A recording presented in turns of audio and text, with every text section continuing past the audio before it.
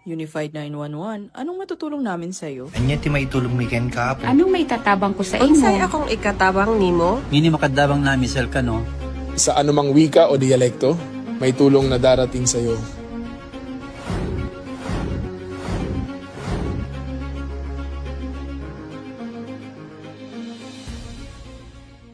Lilingkod sa bawat Pilipino at magbibigay ng tamang impormasyon para sa tahimik at maayos na Pilipinas. Police News Network, alagad ng batas, tagapagtaguyod ng balitang pulis, sandigan ng mamamayan, patnubay ng katotohanan. La Campo Crame, maghahatid ng pinakahuling kaganapan at nagbabagang balita. Ito ang PNN Police News Network. At ngayon, ang inyong mga tagapagbalita. Magandang araw, bagong Pilipinas! Ako ang inyong alagad ng batas, tagataguyod ng Balitang Pulis, Patrolman Edwin Baris. Maghahatid sa inyo ng tamang balita, kwento ng pulis at serbisyo para sa mamamayan. At ito ang PNP News Online.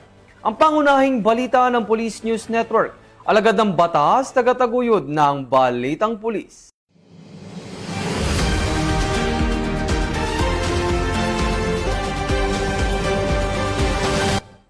Narito ang mga balitang hatid ng ating mga PNN correspondents mula sa iba't ibang panig ng bansa.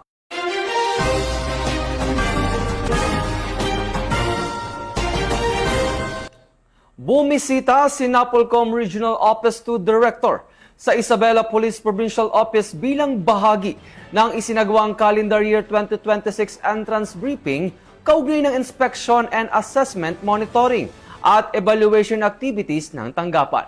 Ang buong detalye ng report ay mula kay Patrolwoman Lainey Lorenzo. Mainit na sinalubong sa pamamagitan ng four-year honor si Director Ramon M. Ranieses, Regional Director ng National Police Commission Region 2 ng mga personnel ng Isabela Police Provincial Office sa pangunguna ni Police Colonel Manuel B. Bringas, Provincial Director, sa kanyang pagbisita sa Isabela Police Provincial Office nito lamang ika-26 ng Mayo taong kasalukuyan. Pinangunahan ni Director Ranieses ang entrance briefing para sa inspection, assessment, monitoring and evaluation activities for calendar year 2026 ng Isabela PPO. Dinaluhan ito ng Provincial Command and Staff, Force Commanders ng Isabela Provincial Mobile Force Companies, at Chiefs of Police ng iba't ibang component city at municipal police stations bilang bahagi ng koordinasyon at pagpapatibay sa pamamahala at serbisyo ng kapulisan sa lalawigan. Layunin ng aktibidad na masuri at mapalakas pa ang implementasyon ng mga programa, polisiya at operational readiness ng kapulisan sa lalawigan. Sumasalamin din ito sa patuloy na pagsisikap ng PNP at NAPOLCOM na mapanatili ang mataas na antas ng profesionalismo, kahandaan at mahusay na serbisyo publiko.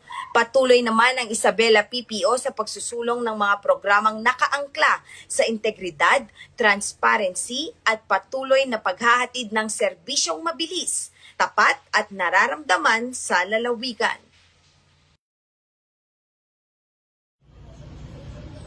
Mula dito sa Lambak ng Cagayan, ako ang inyong PNN correspondent, Patrolwoman Lainey Lorenzo, alagad ng batas, tagataguyod ng Balitang Pulis. Maraming salamat, Patrolwoman Lorenzo. Aabot sa 18 wanted person ang naaresto ng Quezon Police Provincial Office sa sinagawang sunod-sunod na operasyon sa ilalim ng Oplan Bantay Dangal sa iba't ibang bayan sa lalawigan ng Quezon. Ibabalita yan ni Patrolwoman Jesseline Argoso. 3 warrant of arrest at 3 warrantless arrest ang naitala ng Quezon Police Provincial Office sa pinaigting na kampanya laban sa mga sexual offender sa ilalim ng direktiba ng Police Regional Office Calabarzon at sa patuloy na implementasyon ng Oplan Bantay Dangal. Mula May 21 hanggang May 25, 2026, nagsagawa ang Quezon PPO ng sunod-sunod na operasyon laban sa mga wanted person na sangkot sa kasong rape, sexual assault, acts of lasciviousness at iba pang sexual offenses. Dahil dito, matagumpay na na-serve ng mga operating units at police stations ang 43 warrant of arrest na nagresulta sa pagkakaaresto ng 15 individual. 3 ring warrantless arrest ang naitala sa magkakahiwalay na operasyon ng Candelaria MPS, Chao MPS at Lopez MPS. Ayon kay Police Colonel Romulo A. Albacea, Provincial Director ng Quezon PPO, patuloy pang papaigtingin ng kapulisan ang kampanya laban sa mga sexual offender upang maprotektahan ang kababaihan, kabataan at iba pang biktima ng pang-aabuso. Hinihikayat naman ng Quezon PPO ang publiko na makipagtulungan sa kapulisan sa pamamagitan ng pagbibigay impormasyon laban sa mga wanted person at iba pang kriminalidad sa lalawigan. Mula dito sa lalawigan ng Quezon, ang inyong PNN correspondent, Patrolwoman Jesseline P. Argoso. Alagad ng batas, tagataguyod ng Balitang Pulis. Maraming salamat, Patrolwoman Argoso.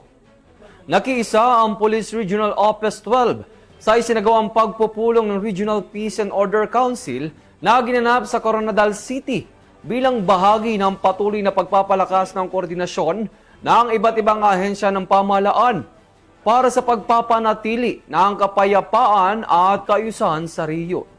Yan ang aking balitang tinutukan. Sa ang Police Regional Office 12 sa Regional Peace and Order Council second quarter meeting nitong 25 ng Mayo taong kasalukuyan sa Coronadal City, South Cotabato upang palakasin ang koordinasyon sa usapin ng kapayapaan, kaayusan at kaunlaran sa rehiyon.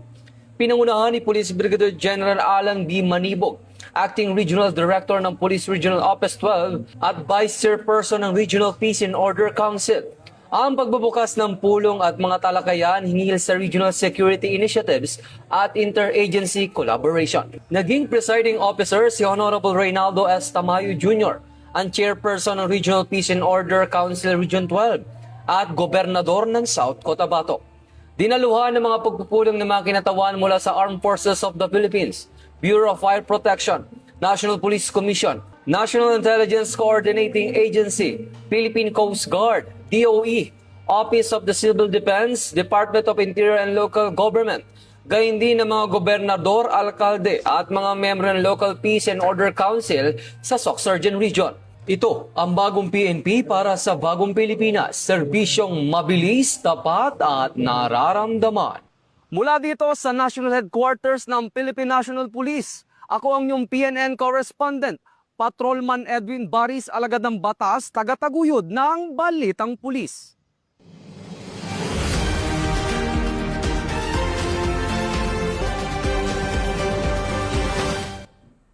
Anim na menor de edad ang matagumpay na nasagip ng mga operatiba ng Philippine National Police habang isang sospek ang naaresto sa isinawang agarang operasyon laban sa online sexual abuse of exploitation of children o OSAEC. Ang balitang yan ay mula kay Patrolwoman Sari Bernales. Na nailigtas ng Philippine National Police Women and Children Protection Center ang 6 na biktima na pawang mga menor de edad na may gulang na 4 hanggang 14 taong gulang, kasabay ng pagkakadakip sa isang 23 anyos na suspect na kinilalang si Alias J noong May 14 sa Maynila. Isinagawa ang mabilis at koordinadong operasyon matapos mapatunayan ng kapulisan ang mga ulat mula sa Interpol at National Center for Missing and Exploited Children, kung saan bitbit ang isang court-issued warrant ay matagumpay na nakumpiska ang mga digital na kagamitan na naglalaman ng mga illegal na materyales. Ang suspect ay kasalukuyang nasa ilalim ng kustudiya ng PNP WCPC Luzon Field Unit, habang ang mga nasagip na kabataan ay ligtas ng na-turn over sa social welfare authorities para sa kanilang psychosocial support at pagbati. Hinihikayat ng PNP ang publiko, lalo na ang mga magulang at tagapangalaga, na huwag mag-atubiling isumbong sa pinakamalapit na himpilan ng pulisya o sa mga anti-cybercrime units ang anumang kahina-hinalang aktibidad o pang-aabuso sa mga bata online.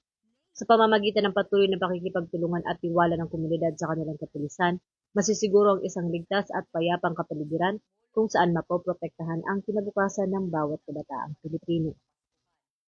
Mula rito sa Campo Crame, ako si Patrolwoman Sari Bernales. Nagbabalita para sa Police News Network, bagong PNP para sa bagong Pilipinas. Serbisyong mabilis, tapat at nararamdaman. Maraming salamat, Patrolwoman Bernales. Inaresto ng mga otoridad sa Nueva Ecija ang isang lalaki matapos umano nitong ipakalat sa social media at iba pang online platforms ang masiselang larawan at video ng kanyang dating kasintahan. Ibabalita yan ni Patrolwoman Mary Grace Artizuela. Aresto ang isang 24 anyos na lalaki sa Gimba, Nueva Ecija matapos itong ireklamo ng dati nitong kasintahan dahil sa paulit-ulit na pananakot at pagpapakalat ng masiselang larawan at video ng biktima. Ayon sa reklamo, ginagamit ng suspect ang mga naturang video upang pilitin ng biktima na makipagkita sa kanya kapalit ng pagbura sa mga ito. Sa pakikipag-ugnayan sa Gimba Municipal Police Station, nagsagawa ng entrapment operation ang mga otoridad na nagresulta sa agarang pagkakaaresto ng suspect. Nahaharap ngayon ito sa patong-patong na kaso kabilang ang grave coercion at paglabag sa Photo and Video Voyeurism Act. Ayon kay Police Major General Wilson Asweta, Direktor ng PNP-ACG, walang sinuman ang may karapatang gamitin ang mga pribadong larawan bilang kasangkapan sa pananakot, pagpapahiya o pagkontrol. Walang tigil na tutugisin ng PNP-ACG ang mga sangkot sa online harassment at pang-aabuso. Mula dito sa Campo Crame, ako ang inyong PNN correspondent, Patrolwoman Mary Grace Artizuela, nagbabalita para sa Police News Network, alagad ng batas, tagataguyod ng balitang pulis. Maraming salamat, Patrolwoman Artizuela. Bilang pagkilala sa dedikasyon at pagsusumikap ng mga bagong pulis, itinampok si Napolcom Vice Chairperson Attorney Rafael Vicente Calinisan bilang panauhing pandangal sa isinagawang recognition rights ng mga police recruits sa lalawigan ng Laguna. Yan ang aking balitang tinutukan.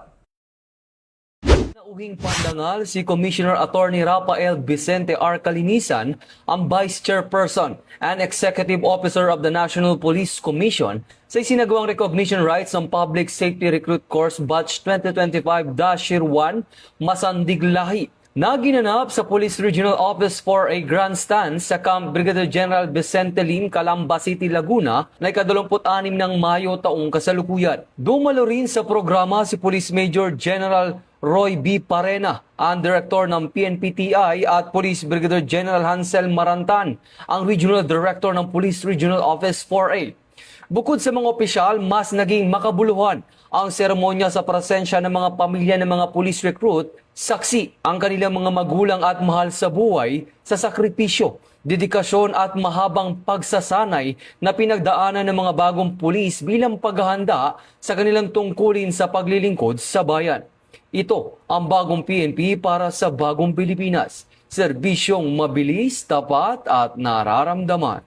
Mula dito sa National Headquarters ng Philippine National Police, ako ang inyong PNN correspondent, Patrolman Edwin Baris, alagad ng batas, tagataguyod ng Balitang Pulis.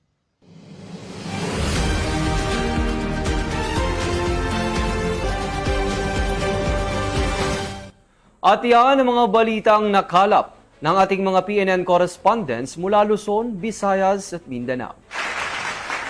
Para sa mas malawak at mabilis na ulat ng mga balita, i-like, follow and share kami sa aming Facebook account ng Police News Network at sa Twitter account para sa mga real-time updates at YouTube channel para sa mga live stream at replays. Manatiling mapagmatsyag at laging alamin ang totoo. Sa ngalan ng pamunuan ng Philippine National Police, sa pangunguna ni Chief PNP Police General Jose Melencio C. Nartates Jr. at sa pamumuno ni President Ferdinand Bongbong Marcos Jr., kami ay maglilingkod sa bawat Pilipino at magbibigay ng tama at balanseng balita. Mula rito sa tanggapan ng tagapag-ugnay ng Pambansang Pulisya, ako ang inyong alagad ng batas, tagataguyod ng Balitang Pulis, Patrolman Edwin Baris. Maghahatid ng tamang balita, kwento ng pulis at serbisyo para sa mamamayan. At ito ang PNP News Online, ang pangunahing balita ng Police News Network. At ito ang bagong PNP para sa bagong Pilipinas. Serbisyong mabilis, tapat at nararamdaman.